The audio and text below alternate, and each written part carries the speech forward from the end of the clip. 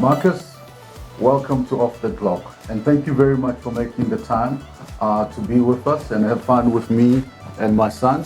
I'm just going to hand over to him. Thank you very much for joining us today. My dad has told me a plethora of things about you. Don't worry, most of them are good. Most of them. But today we have you here because we want to speak to you, want to get to know you, not the CEO you, but the real you, the guy who was the guy before the CEO title. You understand what I'm saying? I understand what you're saying. Okay, great. Very much let's say, and Peter, thank you for having me. Thank you. You're welcome. Thank you for being here. So, I guess just to start it off, very basic question. What do you do in your free time for yourself? How do you enjoy yourself? What are your hobbies? Do you even have any hobbies? Are you the type of guy to have fun even? So tell us about yourself. It depends on what you call hobbies, right? Yeah. So my family situation is somewhat complicated. I have 2 kids. My oldest is 20 in UCT right now. My youngest, Miles Benjamin, is about to turn 14 and he's severely autistic, right? So, which is a blessing for me because it taught me how to be patient. He tends to not like large crowds and lots of noise. So on a personal, the way I spend time with him is usually in front of a TV, watching movies, that kind of thing. And he loves animals from a distance. So we do a lot of animal parks, like the Lion Park, we go through, and we do that multiple times because he just likes to see, right? And that's what we do mostly as a family. And every once in a while we'll do a road trip.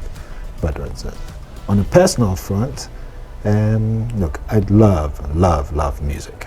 You love music? I love music. What type of music? Look, I used to work in a radio station. If it's good, I like it. DJ? No. Just in the back? No. So I've done a variety of things in radio, but I've been on the production front, on the marketing front. I used to be events and promotions guy, and I've run basically the business aspect of radio. Okay. Right? But I worked in a top 40 format, and that just gives you an appreciation for all kinds of music, right? Most of the time you come into our house, we're playing Afrobeat or I'm at piano. I didn't know I'm a piano, yeah. but I'm like, this is good stuff, right? But I also like country music. I listen to jazz. It depends. Right. I see why you like him so much, Dad. He has the same taste as Same taste, yeah. You know, Jack Jackson, the country music guy, you like him? I like Jack Jackson. I like everything, like Dolly Parton, you name it. So my dad, it's a funny story. So he's a damn good voice and he can sing. So he likes country music. Okay. And my mom is a creative one, so that's music has always been playing in my house, right? But the reason why I love music is it just has this ability to take you back to a moment on time, right? So I hear some sound, some music, and it takes me back to 1985, right? I can see it, I can smell it, you can feel it. And then in younger days, I loved the nightlife too. I feel the passion. I mean, when you know, talking about all that, you like really lightening up. I also happen to like music quite a lot. Yeah. I tried to DJ at high school and college. Have you tried DJing or just play and watch? I mean. So I enjoy the dancing so much, even though I'm pretty bad at it. That just I wasn't the guy on the turntables, but I told you I was an events guy, right? So yeah. I remember when I was in uni, my buddy and I used to run events on campus all the time. So he would do the DJing, I would throw the parties. Another friend of mine, an architect by profession, but he used to do clothes, right? So he would make the clothing, I'll put on the fashion shows, and we'll do events. Wow. And that's sort of how So you're like the life of the party, basically. Yeah, right now I'm busy, but you got to take care of yourself, have a little fun. All right, so you said you did a lot of work in radio, right? Yeah. So I'm guessing you met a lot of people as well in radio. Yep, but I was doing radio in Ghana, yes. Radio in Ghana. Yeah. So did you meet anyone specific, special that just blew your mind, or? Met a guy that you may not know. His name is Walt Baby Love. He used to be on a Christian radio circuit, but real cool guy. Okay. And when you work in radio, you also get to meet a lot of the politicians, Okay. which is what you see on TV and what you see behind the scenes is very different. I met Danny Glover, Danny Glover, the actor? the actor once, yeah. Oh, wow. Wow, I'll tell you a story about Danny Glover. So tell me the story, man. The story about Danny is he came here a couple of years ago. By a couple of years ago, I think 2013, I support an NGO called Global Girl Media with the sole purpose of getting underprivileged young girls into film, photography, and journalism. Wow. And it was founded in 2010 when the Soccer World Cup happened. And a lot of people just wanted to have this movement that have young girls, women telling the story from the way they say it. So Danny was, it's a global NGO. Danny was a supporter. He came down here. I got to meet him, but I don't have pictures to show. Way back in 2012, 13, the phones really didn't have this cameras that you can snap a picture Exactly. and all that. I didn't have that also. Yeah. When I joined radio, so I joined, the station was Love 99.5 FM, the open one in Accra. I was in Kumasi at the time. And I remember I was the first university grad that joined in my town.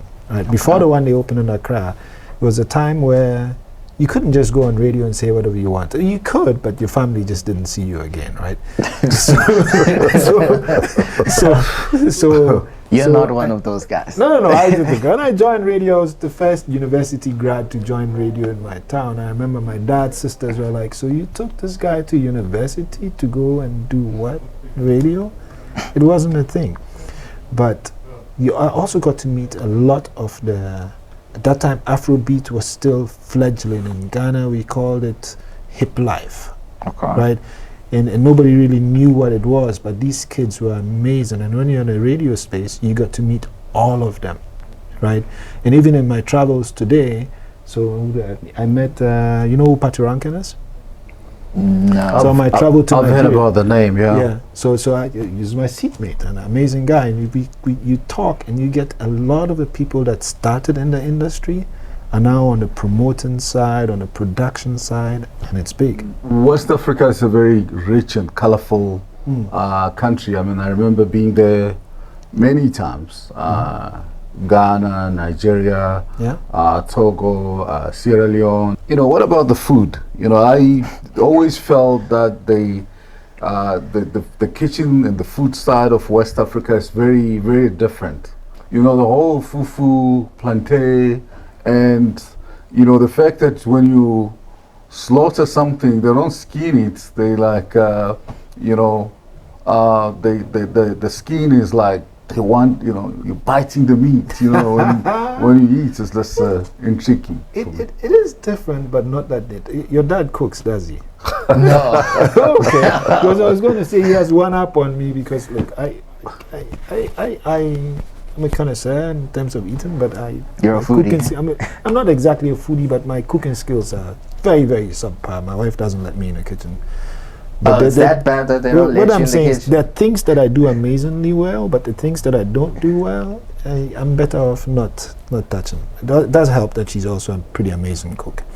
But back to and then don't get me started on like jollof wars, right? Yeah. It's different, but for instance, I moved here in January 2020, right? And I've lived in lots of places. The transition into food was very easy for me. Okay. It felt very familiar. There are things that are different, like tripe and samp. Very different for me. I'm like, okay, African food. African we food, call it yeah. African food, yeah. I get that. but oh boy, your meat. Speaking of all these foods and all that, so if you were to have dinner with someone from the past, be it a celebrity, historical figure, past, present, dead or alive, who would you like to have dinner with and why? These traditional African foods you guys are talking about. So I have two people. Okay. Right? One you know because he's very popular here, that Nelson Mandela. Mandela, okay. Right? And the reason why I pick on Mandela is, at least from a distance at first, he came in at the time where, as a very consequential leader, he had to find balance and he had to attempt to create a future that would have a spot for everybody. Yeah. Right? After a very personal, tough time. And I would like to get a feel for how do you transition from I am going to set everything that happened to me aside and focus on the good of the nation. I think that's a very rare quality. Yeah. That is leadership in effect. So dinner with Mandela. I'd love to do dinner with Mandela. I'm the second person. Eating jollof. No. Like, look, Sam. I'll eat whatever he's serving, because at that point in time, it's not about the food, it's about getting to know the man, right? Yeah. And walking away with nuggets that we can all pass on because we owe it to our future. The other person that I would have loved to have met that I never got to meet is my paternal grandfather, right? So this is, and when I say my paternal grandfather, you know, Africa, all of us are family. So he took my dad in, and my dad's dad didn't claim him, right? Okay. And this guy had 7 wives at the same time. 7 wives? At the same time. Did they know about each other? And they all lived in the same compound. Okay. Okay. And he was a farmer, and he was not formally educated much below just the basics, but he saw the need to get everybody to school.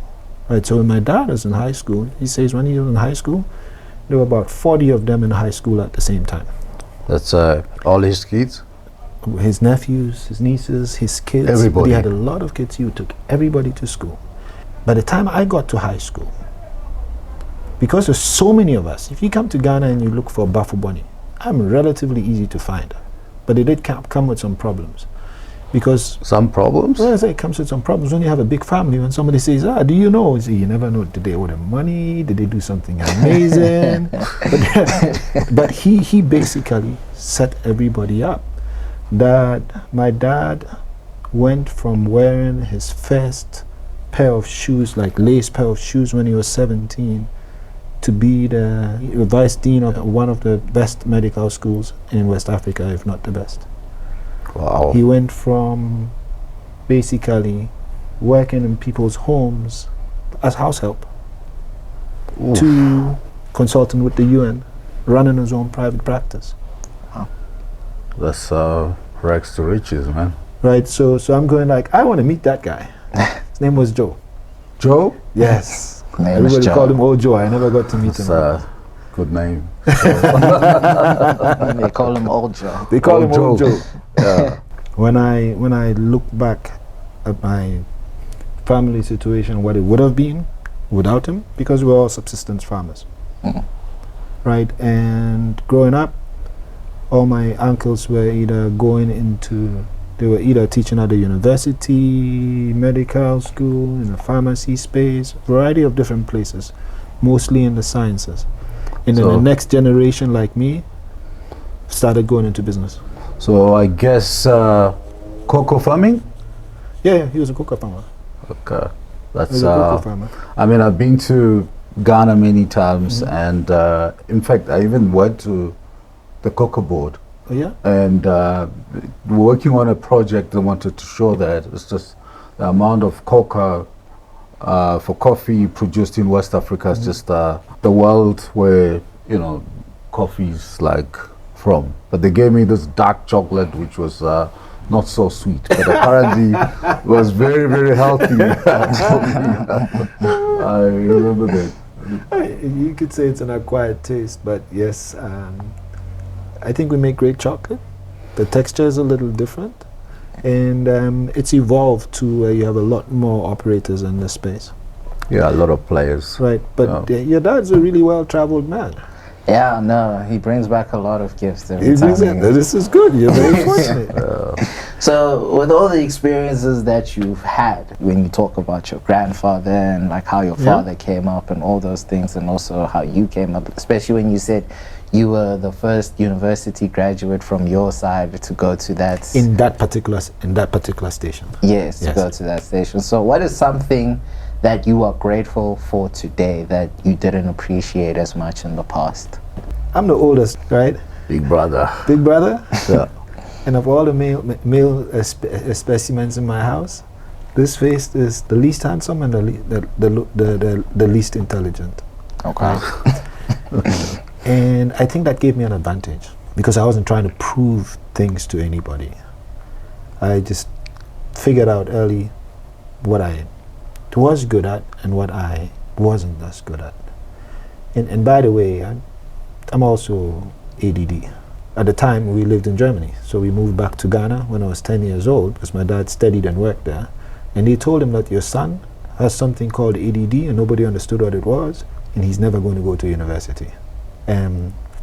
Going back to working in radio, what I'm grateful for is it gave me the opportunity to just explore, stumble around,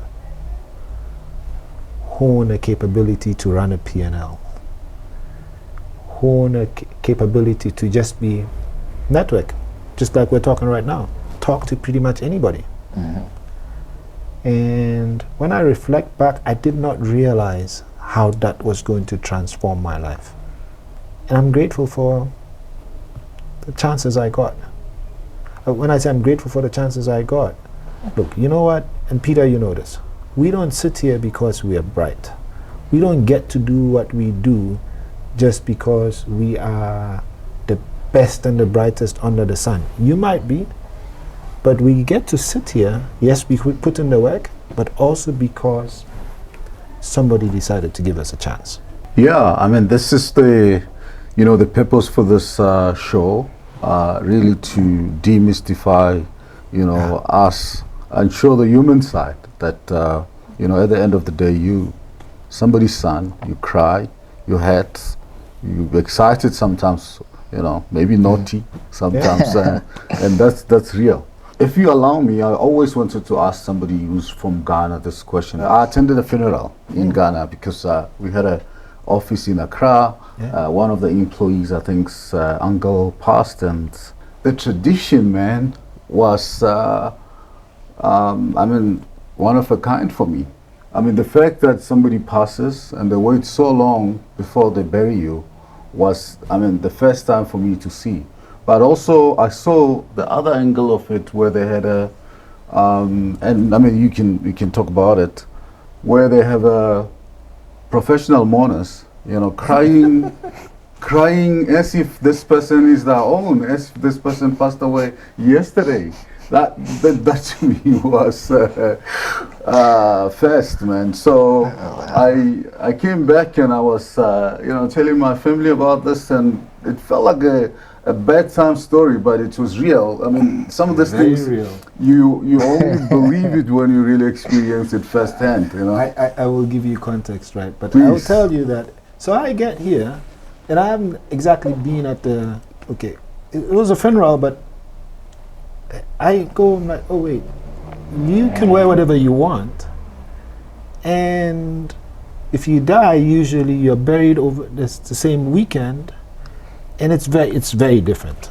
Like you, we also believe that when you die, it's just a phase, and it's just going to heaven. We'll meet one day. But I mean, it's part of the journey. But we celebrate it. So usually, what causes the delay, especially if you have children that are living abroad. Maybe in Atlanta or wherever, you're giving them an opportunity to come to the funeral. It's a very significant moment for us. And they can also be quite, depending on the person's stature, they can be quite expensive to put on. And there are a lot of traditional pieces that need to be put in place the dress, before that happens, right? Yeah. But National Day, if you've never been, think about it this way, right? So you could go to a funeral where you could easily see 500 people, sometimes more. They're all dressed in black, in a cloth.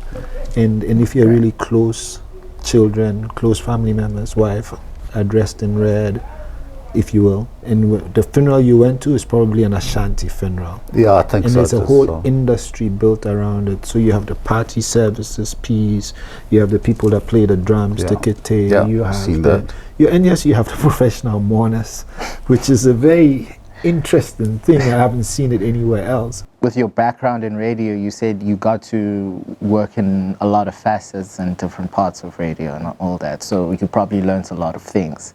So I wanted to ask, among all the things you've learned, is there something like a skill or a hobby that you've always wanted to learn, but you just haven't gotten the time or the chance to do that yet?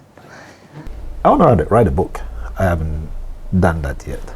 You want to write a book? Yeah, I want to write a book. I think I have a story to tell, and I have a lot of passions that are informed from my travel and living and working in different places, right? And at some point in time, when this whole corporate piece is over, and it will be, right, that I would love to do speaking engagements. And when I can do that at this point in time, I'll do that too. I feel I'm very passionate about leadership development, especially in young people. I'm very passionate about making the right career choices and helping to coach and mentor people in that space. And I think that these are important subjects, particularly for those of us in Africa, right? If you look at this continent, if you will, all our countries, we're blessed. We have everything, right? No question, yeah. We have everything, and at the same time, we have nothing. Because we have the minerals, we have the sun, we have the population, we have the youth, we have the energy, we have the passion, and somehow, from a leadership perspective, we're not getting it right. There's no reason why Africa should not be dominated. And when you find leaders that are getting it right, they make such a difference in everything they touch. Very, very interesting piece I think you're touching, and that side of CEOs come as they age like a good wine. Do you know a guy called Fred Soneca? I know his sister more than I know Fred. His sister was I think a year or two behind me in university. Yeah, You're talking Fred Swanica. Friends, yeah. African Leadership Leadership Academy is a good friend. Okay. He started the school in Honeydew from the beginning with kind of a crowdfunding. Yep. You buy a couple of bricks, write markers on them, and they built the whole setup around that concept, and it just exploded. It happened to be Ghanaian. I mean, you know his story very well. Yeah. But I mean, all right, guy. Yeah. But just to move it on a little bit forward is, I mean, you live in a very stressful time. How do you manage stress? I mean, just to keep the balance. How do you deal with that? It's an interesting question, but I feel like I have a good life, an inbuilt advantage. Okay. And I'm not sure if it works for everybody, but I think my special brand of ADD allows me to switch channels. Okay. Where when it really gets to me, I just stop thinking about it, stop worrying about it, and go do something else, right? But it comes from a place where I think that these jobs, right, they're not who we are. They're just what we do. Yeah. Right? And for us to be able to operate at the top of our game, or should I put it differently, for us to be able to empower and support the people in our charge, we have to make the time for us.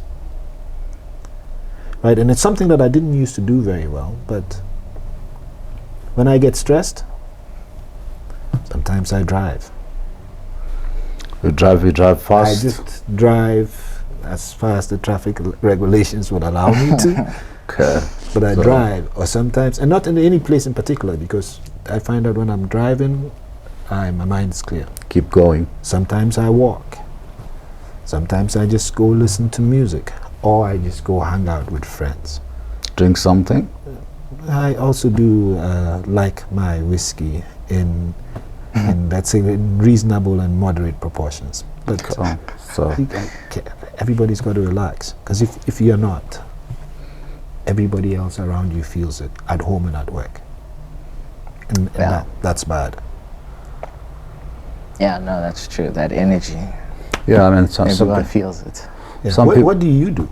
what do? I do stuff that I like. First of all, I mean, I listen to music. I've got my own different playlists. Okay. You know, I mean, I'm very agnostic to any type of music. Yeah. I listen to the one that will get me there. But the big thing that I do that kind of calm me down, relaxes me, I collect movies. Yeah. So when I was small, when I was young, I wanted to. In fact, I wrote and I directed a drama at high school. Oh wow! And played it at other schools. And I'm telling my parents, this is what I want to do, and they were like, No. you know, you can't play forever. You know, you must tell us if you want to be a policeman, a teacher, priest, or a doctor. Then you're talking. Like a profession. Yeah, A real job. So the good thing is I, went to school and graduated like anybody else. And but that now I do what I like, what I want to do. So I collect movies. I watch them like a producer, like a director. Like I'll see deep into them, like the costume, the timing when the movie came in. I go deep. In fact, about 2 nights ago, we're just looking at another movie called Analyze This, where the guy was this Analyze actor. this and analyze that. Yeah, no, I prefer Analyze This. Okay. That is it's a bit, the scene in the movie where they taking this psychiatrist to kind of Billy be the Crystal? lead, Bill Crystal, to go and kind of learn on the go.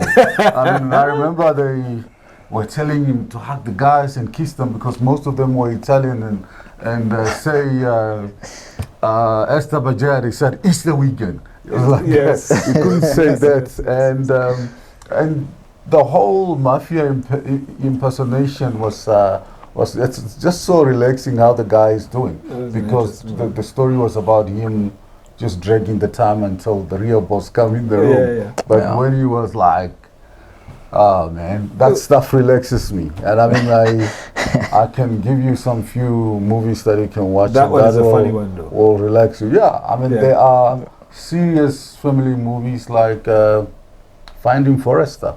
I don't know if you ever watched the movie, but so that collections, I mean, I just picked up on that. Like, we checked a movie called Anton Fisher, by the first movie that Denzel Washington ever directed, about Anton, who was an orphan. I saw it. So don't get me started. Okay. Yeah. Okay. You'll see there's a lot of mafia movies that he likes, though. You'll be surprised how many of them I've seen. No, you guys could probably bond watching movies. So, yeah, I mean, apart from that, I like a glass of wine from time to time, but those things relaxes me.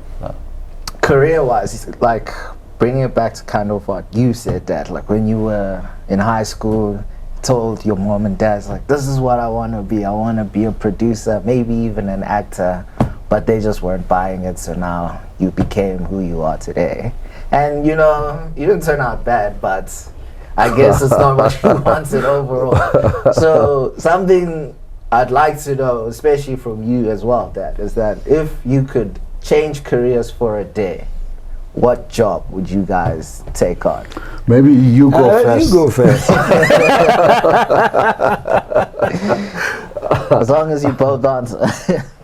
Look, I mean, when you're growing up, you're still soul searching. You just and I mean, I remember I always wanted to help. I wanted to be a fireman. I wanted to make people happy, to make the difference, and the money was not into the play, And I think as you grow, you kind of start building the inside, and then you've got the foresight to know, where you fit in and where you go. So I kind of felt self-taught and driven that way and trusting the process, you know. So that's my story. And you realize that I've been doing a lot of things, not like one industry, one sector, one idea.